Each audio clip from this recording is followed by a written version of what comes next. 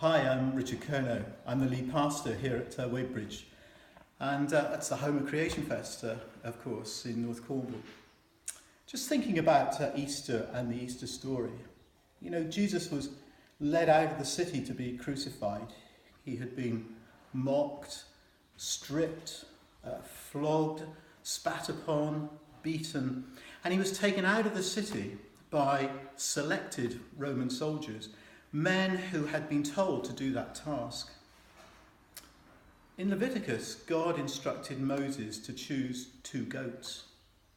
One would be sacrificed. The other would have the high priest lay his hands upon it and confess all the wickedness and sin of the people. And then that goat would be taken out of the city by a selected man and into the wilderness. The goat would carry all the sins of the people into a remote place, and it would be left to die.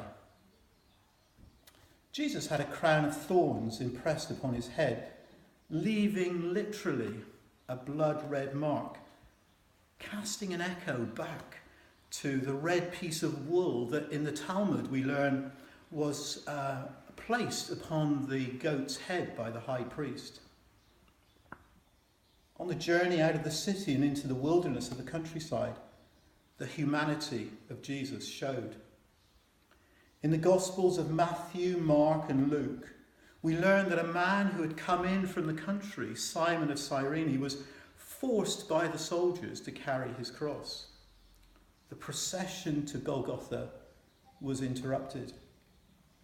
Simon had little idea that day of what was going to happen to him.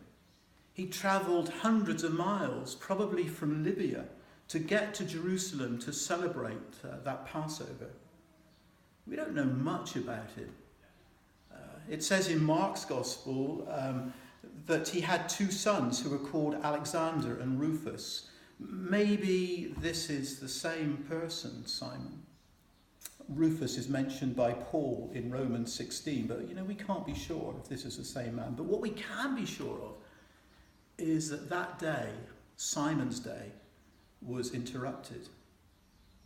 I don't know about you, but I don't like interruptions very much. If I'm in the flow, I want the flow to continue. I tend to plan things, and when interruptions occur, I look forward to getting back to the normal flow. A return to normality is what I seek. But Simon's trip of a lifetime was interrupted as he was told to carry the cross that Jesus must have been struggling to carry. Simon would have had no idea that he would still be known today. His name is in Bible history because of that interruption. We don't know if he was a follower of Jesus. We don't know if he became a follower of Jesus, but what we do know is that day, his day, was interrupted by Jesus.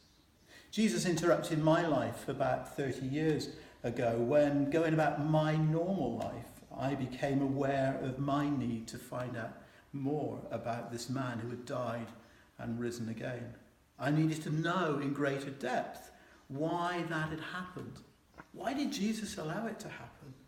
And just as Simon carried the cross, or at least a part of that cross, what was I being asked to do?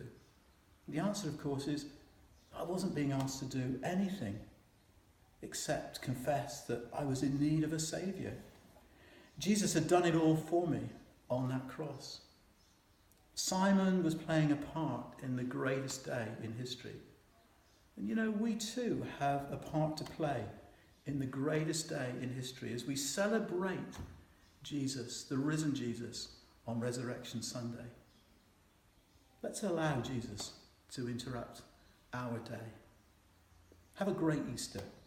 I hope to see you at Creation Fest in August.